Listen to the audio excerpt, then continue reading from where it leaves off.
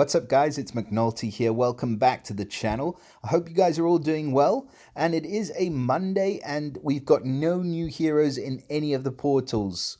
In the Valhalla summon, which has opened up, you've got Salmon Loki, Balder, and Blue Thor. And we've seen them all before. So for today, I just want to do a little bit of a content video, just talk to you guys about a subject that's been on my mind for a little while now, because I have had a lot of comments about, the state of the game and the fact that the new heroes are so overpowered and I don't want to sink so much money into Empires and Puzzles.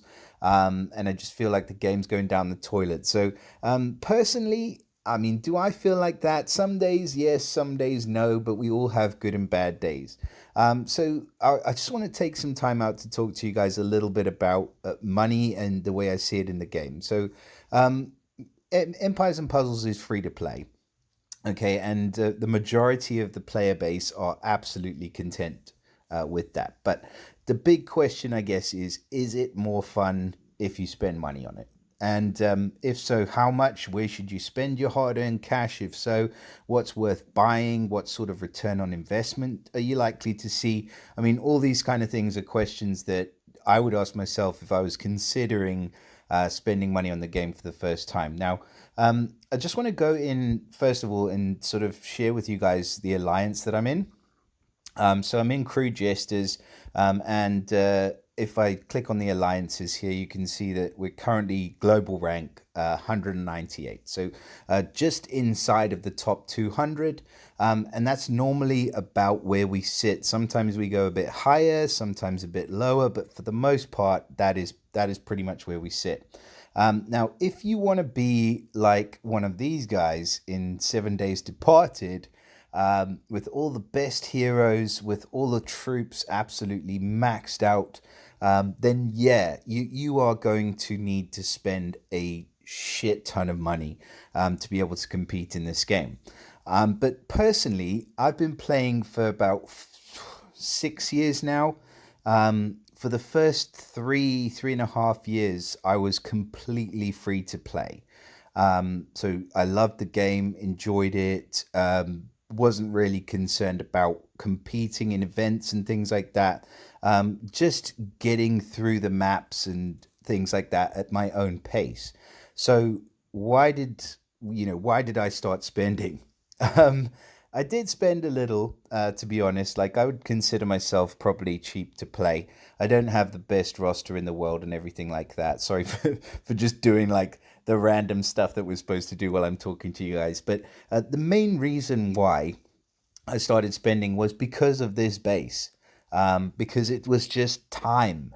And, uh, you know, the biggest thing for me that money buys in this game is time initially. So I would say, if anything, if you're starting out Empires and Puzzles for the first time, the only thing that I would really consider spending any money on would be this thing, where you basically get the VIP pass and you get a second base builder. The other stuff, the loot tickets and the gems and the bonus daily summon, are just, they're neither here nor there. But that base builder will just speed up everything. It'll double the speed at which you're able to get your base built. Now, if you do find that you get that and you're not farming and you're not, playing enough map stages to be able to get enough food to keep that second base builder employed, then stop. Just stop spending because you don't play the game enough. I mean, if you spend a lot of time in the game already, and if you have sort of reduced your time on playing other games and things like that, PlayStation, Xbox, Switch, there's millions of things that you could be doing other than playing this game. Then yeah, absolutely don't bother spending any money on it. Okay. But that was the first thing that caused me to sort of look at potentially starting spending a bit of money, and that was like, for me, it's £5 a month, which is not that much. The second thing is alliances, and that's why I've got or I had the global chat open, because you really want to find an alliance that you fit with, preferably a full alliance, and one that is active in the game, because it will just teach you so much more about this game than you ever thought you could possibly know. And you need those other opinions from other people in order to be able to advance. in the game. Now, if you are struggling with a place to look for a new alliance, you can look in the global chat. I mean, if you just scroll up a little bit, here we go. Here's one recruiting, 12 to 14 star Titans. There are bound to be loads on here, and there will be some within the forum as well. So just a quick scroll through here will get you in with a new alliance. So, first thing I would say, spending money on the base build is all right when you first get started out, to increase your base building. And then the second thing would be to find yourself a good alliance with people who know what they're talking about, because there's nothing more frustrating than being in alliance and missing war flags, missing Titan hits. Shit like that just really annoys you. So switch your alliance until you find one you like, and let them know what you like and what you want to do in the game. And that will just increase your fun factor. And so far, we haven't spent a cent other than that VIP pass. All right. Now, the third thing that can cause you to spend is the heroes. Okay. So, mega warning. This is the money pit of the game. All right. So, we all know summon portals, brand new shiny heroes. We all want shiny heroes, game breakers, heroes that strike fear into the heart. I said that when he was coming up. They just make you the envy of everybody else in your roster. Now, this is where heroes like Erlang, I mean, she's a pretty damn good one. Satori, that's just come in, and these kind of heroes, they walk onto the battlefield and they just make you all feel tiny and insignificant. This is not the way the game was supposed to be played. So I'll just go out on a limb here and tell you this. There's no hero that you're going to get that is going to make your life complete. You could summon any single hero in the game, and it might be good for a season, but the hitters, these big time heroes, they all go out of fashion pretty quickly. Now, when you do start, and the key is, you'll find the further that you get in the game, and I'm trying to say this in the right way, there are some key heroes in the game, and these key heroes often are not who you might think. So to me, they fall into four main classes. So you've got healers, you've got counters, you've got hitters, and then you've got specialist heroes. So the healers, I would say, are going to be your first priority. When you're starting out, if you want to get better at this game, prioritize healers, and most of them can be found in the 4-star category. Really, you want one healer per team, so you need at least 6 basic healers. So heroes from season 1 are great, like you've got Kirill, Melindor. I know they've all got costumes now, but the costumes are relatively easy to obtain. And then you've got heroes from season 5 like Asmir, Ptolemy. Notice really these heroes, they're all 4-star heroes. The majority of the healers that I use, even in wars at the level that we're at, they're 4-star heroes, and they can be just as good as a lot of the 5-star heroes, and in fact in some cases they can be more versatile. So first thing I would do is level up 6 healers, and that doesn't cost you any money at all. I mean, maybe if you drop a few summons here and there, but you don't need to go chasing after 5 stars. Now, the counters is the second type of hero. So the good thing is you'll find that usually the good news is that counters often do more than one of the key things. So, for example, somebody like Melindor, he is a dispeller and a healer. So you've got a counter and a healer in the same hero. Asmir, again, she's counter attack and a healer. Annabelle, I know she's seasonal, but she's dispel and cleanse and heal. So she's got 2 counters and she's got a big heal as well. So majority of these heroes, I mean, this one, you've got Goldie, she's a 4-star, but she's got the heal and the reflect. So majority of them have at least 2 of those priority classes within one hero. The third class of hero is going to be the hitters. Now, these heroes are usually the 5 stars that are best. Hit threes or hit alls are awesome, and obviously, the quicker the heroes are, the better in terms of mana speed. But bear in mind, these are the ones that get outdated the quickest, and they are the chasers in the portals. My advice: let them come as they come. Don't chase them. Get who you can from the fated summons and from the soul exchanges.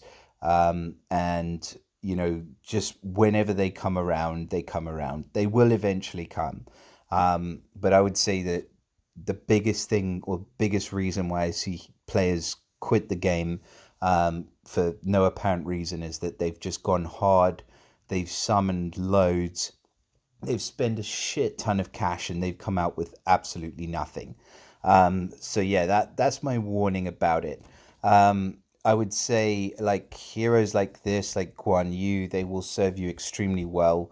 And you can build your teams around those classes. And then the specialist heroes, that's the fourth group, is going to be, well, pretty much any ailment dealers. I mean, heroes like this, I mean, he is a hitter, but he gives the negative defense against special skills. So heroes that give defense down and things, I would put in specialist classes. But really heroes as well, like Franz, that increase that damage by 50% for 6 turns. So you really want a hero that can, at least one hero that's capable of doing that. And then you get the taunt heroes as well.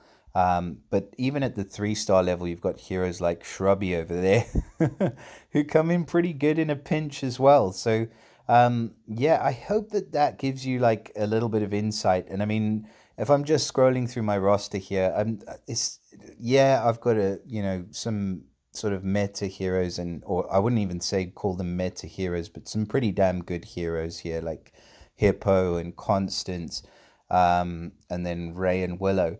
But for the most part, there's nobody like out of the realm of what's reasonable here. And I know you guys all want to see pull videos and things like that, but to be honest, I really don't do that many pull videos. Like I might get 5 pulls here and there. But when I see people just dropping hundreds and hundreds of pulls just to get 1 or 2 incredible heroes, I mean, is it really worth it? To me, I don't think so. And I'm pretty happy competing at the level that I'm at. And I've got loads of heroes that I haven't even had a chance to level yet. I mean, I've got the Toon costume for Vivica, which I was lucky enough to pull. And I haven't even leveled the second and third ones yet. So, I'm just getting on with these heroes that I've got. And I think after a while, if you follow that formula, you'll still be competitive in wars. But you can see I've got loads of 5 stars here that are completely unleveled. And that's not from pulling super duper hard. It's just from a couple of pulls here and there. And just keeping the budget low. Now, one thing that I would say for sort of later game players that I think would be worth doing or spending some of your money on is going to be the paths. So the Path of Valor and the Path of Giants. I think that they're both extremely useful ways of making sure that you're able to level up your heroes and that you don't get too far behind. And they also give you a few decent pulls and enough loot tickets to farm enough heroes in Atlantis Rises to keep you going and things like that. So I would say that later on, those are good things for you to be looking at potentially spending some money on. Everything else is only if you have it. And, if you feel like dropping a couple, drop some. But just bear in mind that chasing heroes is an absolute money pit. So if you can take anything from this video, I hope that it's that. And that is pretty much all that I want to say for now. I'm going to focus on hero reviews for a little bit, and also I have got another video which is on the Path of Giants and the Path of Valor, and I will leave the link to the link to that video in the description for this one as well. So I wish you guys all the best of luck in your gaming. I'm not going to say summons because it's all about the game. So enjoy your grind, and I'll see you all again next time. Bye for now.